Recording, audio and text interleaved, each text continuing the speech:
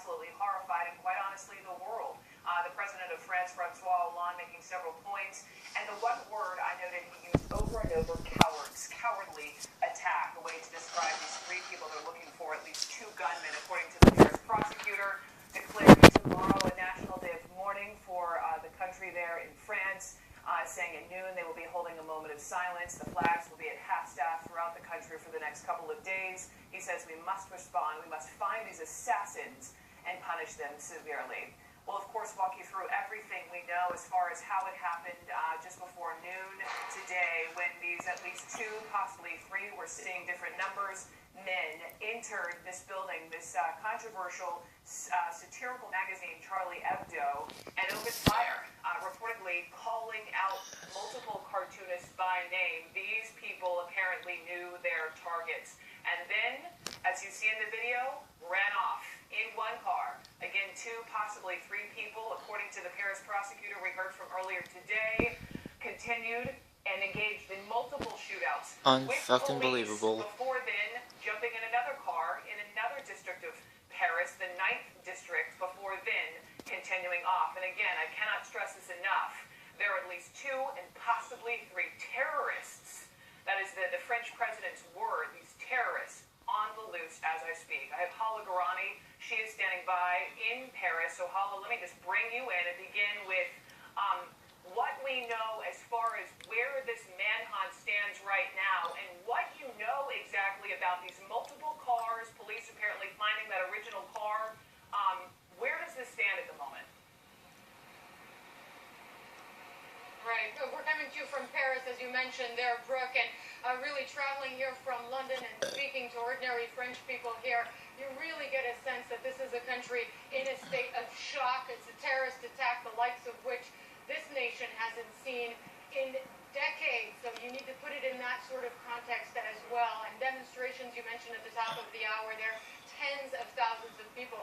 As far as what we know regarding the whereabouts of these two, possibly three attackers, according to the Paris prosecutor, the attackers drove a getaway car, a small, compact black car, and then struck a pedestrian, had an accident. In some way, that car was incapacitated and abandoned, and then the attackers carjacked an individual and drove off in a Renault Clio car in the direction of the north of Paris. This is what we know. You did mention, Brooke, and this is important to underline, that these attackers are still on the loose. Presumably, you'd think at this point that authorities have the license plate, the full description of the car, because it's a carjacked vehicle.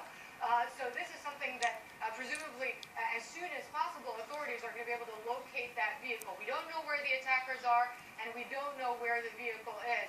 This is what we know so far. But again, a country very much reeling following this attack on a newsroom of the satirical magazine that for many years was known to be a potential target, because in 2011 the satirical magazine published a cartoon that had angered extremists, Islamist extremists, and so therefore for several years it was known that members of the newsroom, of the editorial team of this newspaper, were targets, Brooke. I think, let me just go back to one of your points. Again, this hasn't happened, an attack of this nature, since 1995. 8 people were killed because of a bomb in a commuter train, just to put all of this in perspective. And let's just walk our viewers, Hala, back through what happened this morning. Again, this was right around 11:30 a.m. where you are in Paris, and there were obviously multiple eyewitnesses on rooftops nearby, the satirical magazine building. Let me just play for everyone what precisely happened.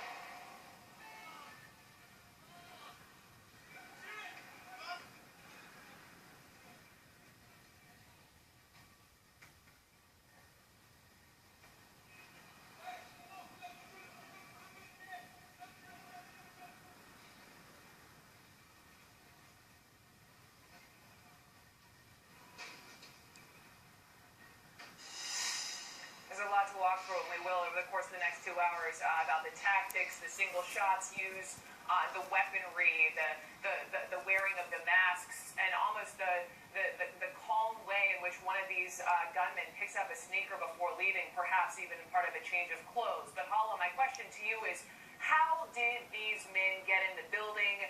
And they clearly knew who they were looking for, apparently demanding certain cartoonists by name. Right, we're hearing reports that they asked for certain cartoonists by name. This hasn't been confirmed by authorities.